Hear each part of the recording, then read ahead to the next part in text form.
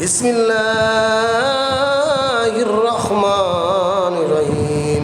اللهم صل على محمد وعلى ال محمد كما صليت على ابراهيم وعلى ال ابراهيم انك حميد مجيد.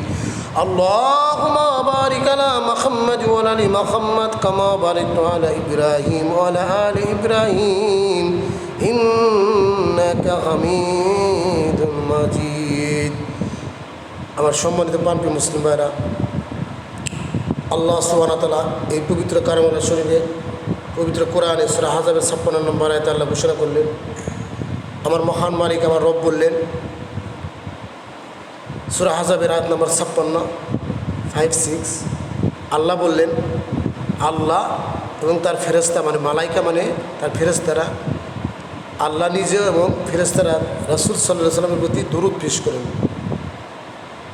প্রার্থনা সালাম জানায়। আমার পানপ্রিয় মুসলিম ভাইরা, যে আল্লাহ সুবহানাহু ওয়া তাআলা যিনি সমস্ত পৃথিবীর মালিক, ইহজগৎ পরজগতের মালিক, সে আল্লাহ সুবহানাহু ওয়া তাআলা নিজে এই নবীর প্রতি দরুদ পড়ে।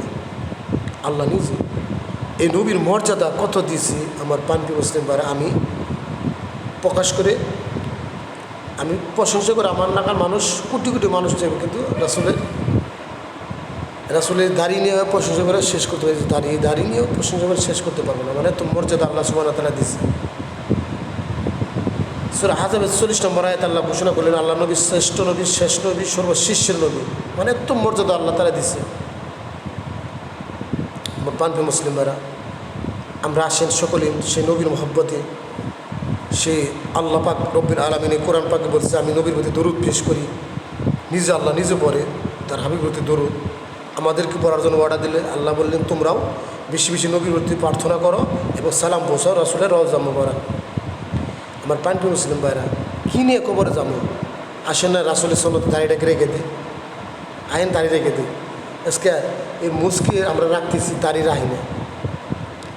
জীবনে যদি কোনো কিছু আমল কবুল না হয়, কিচ্ছু কবুল না হয়, আল্লাহর কাছে যেরকম, আল্লাহ আমার জীবনে কোনো কিছু কবুল হয় না, আল্লাহ তোমার হাবিবের সুন্নত আমি ওয়াজিবে দাড়িকে নিয়েছি, আল্লাহ আমার তো মাফ করো। আমার পানপ্রিয় মুসলিম ভাইরা, আমার রব ইচ্ছা করলে তো মাফও করতে পারে। সে তো রহমান রাহিম, সে গাফফার, সে সত্তার। আইন না আমরা সে নবীর মোহাম্মদ দাড়িটা রেখে দিই। এই দুনিয়াতে এক সেকেন্ড তো গ্যারান্টি নেই। আপনার নামাজ, আপনার রোজা, আপনার হজ, জাকাত সব কিছু কিন্তু আপনি আমল নামায় থাকবে না, দেখা যাবে না, দেখাইবো আল্লাহ মৃত্যুর পরে। আর প্র্যাকটিক্যালি দাড়ি নিয়ে আমি এরকম কবরে যাবো, প্র্যাকটিক্যালি দাড়ি নিয়ে কবরে যাবো। আসেন না রাসূলের মোহাম্মদে দাড়ি রেখে দিই, আল্লাহ রাসূলের মোহাম্মদে দাড়ি